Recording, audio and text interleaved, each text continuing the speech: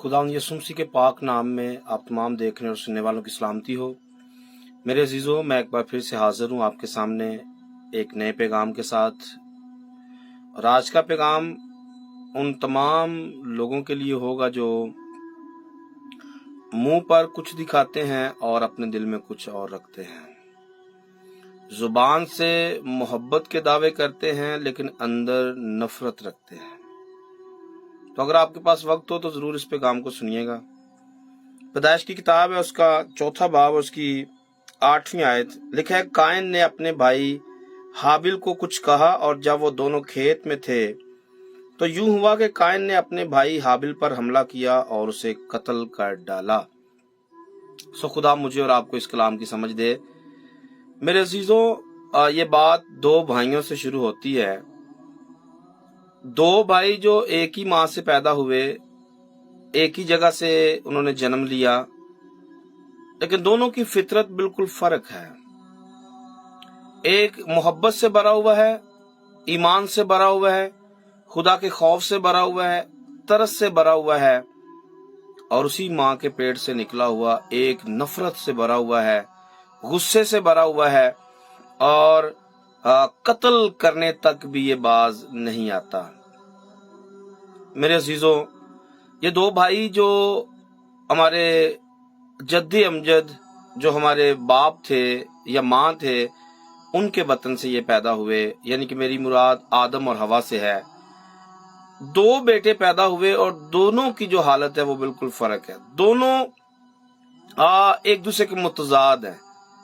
एक खुदा के साथ चलता है और दूसरा इब्लीस की गिरफ्त में आ चुका है।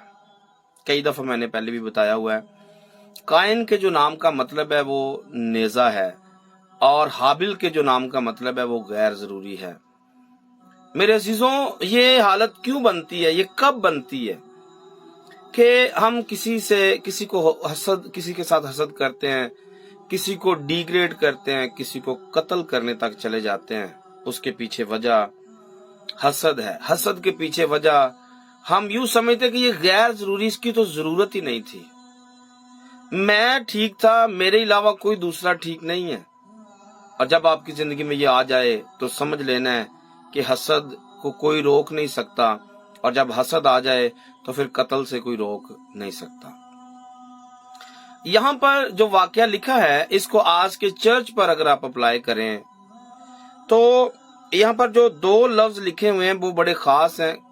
पहली बात यहाँ लिखा है कि हाबिल को कुछ कहा। कायन ने अपने भाई हाबिल को कुछ कहा, और लिखा है जब वो दोनों खेत में थे। तो ये दोनों बातें नबूवती तौर पर अगर आज के जमाने में लेंगे, क्रंथस का खत पढ़ेंगे तो वहां पर लिखा हुआ कि तुम खुदा की खेती हो। तो मैं और आप खुदा की खेती हैं, यानी कि चर्च जो है ये खुदा की खेती है जिसमें खुदा बीज बोता है। बीज कौन? बीज कलाम है। बोने वाला कौन? इब्ने आदम है, और आज वो खादम के थ्रू ये बीज बो रहा है। सो खेत के अंदर काम करते हुए कायन मतलब वो जिसके काम बुरे हैं, जो अपने अंदर हसद रखता है, जो अपने अंदर बुराई रखता है। जब लिखा है उसके भाई ने, कायन ने अपने भाई से कुछ कहा, ये कुछ जो कहा ये लिखा क्यों नहीं है?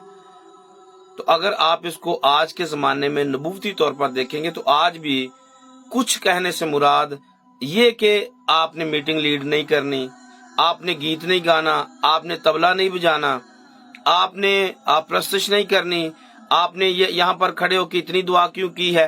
ये मैं मिसाल दे रहा हूँ कि कुछ कहा, कोई भी बात, आप लेट क्यों आए हैं, आप पहले क्यों आए हैं, बहाना चाहिए ना, लड़ाई के लिए बहाना चाहिए।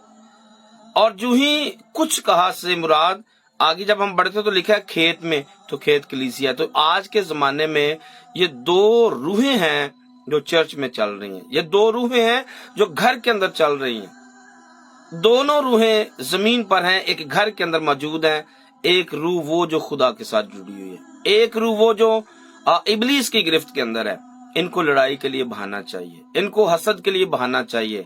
आप अच्छा भी करोगे ये फिर भी हसद करेंगे, आप बुरा भी करोगे ये फिर भी हसद करेंगे, आप खुदा का काम करोगे फिर भी ये हसद करेंगे, आप काम नहीं करोगे ये फिर भी हसद करेंगे। क्यों? क्योंकि इनका काम जस्ट हसद करना है। इनका काम सिर्फ हसद करना है। और आगे लिखा है कायन ने अपने भाई हाबिल पर हमला किया और उसे कत्ल कर डाला।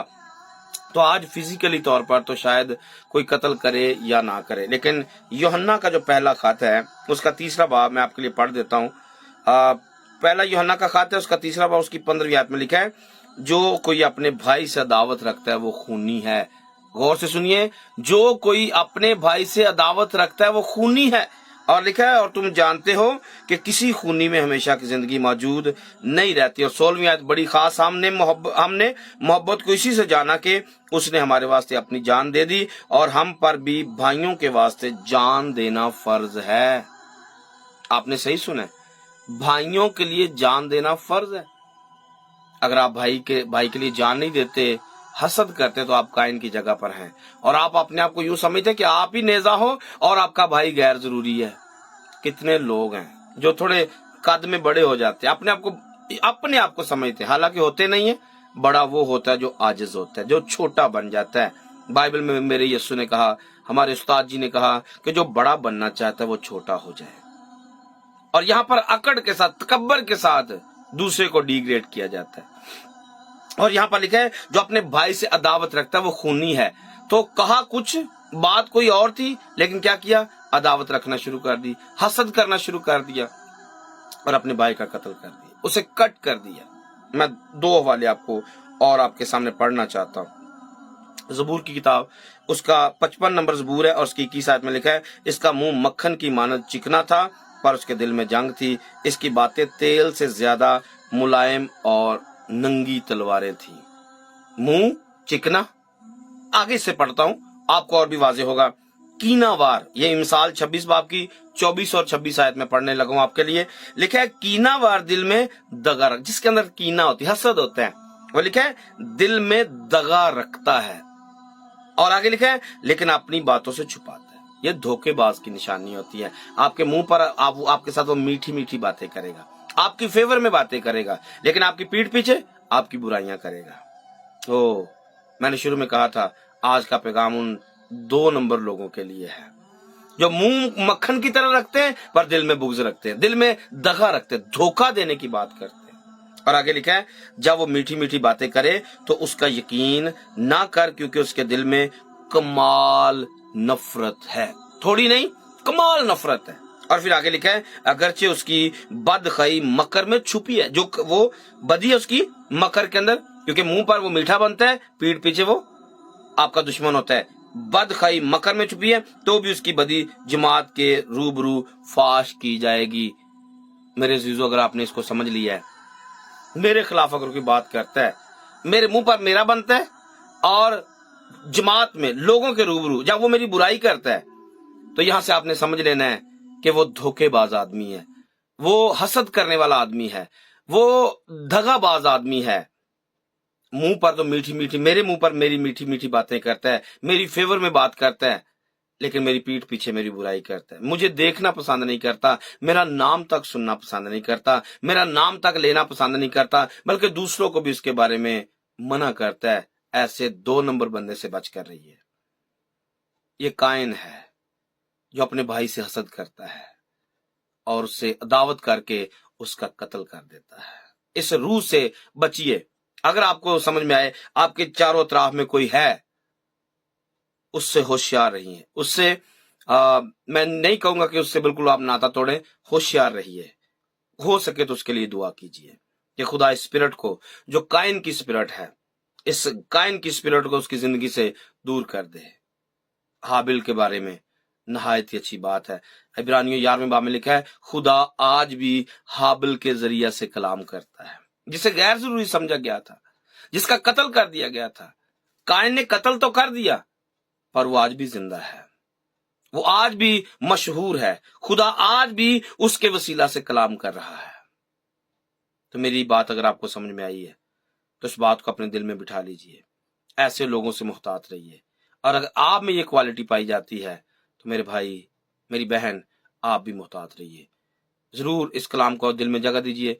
मुझे अपनी दुआ में याद रखिए। फिर से आएंगे एक नए पैगाम के साथ। तब तक के लिए खुदा हाफिज, खुदा आपके साथ रहे। God bless you. आमीन।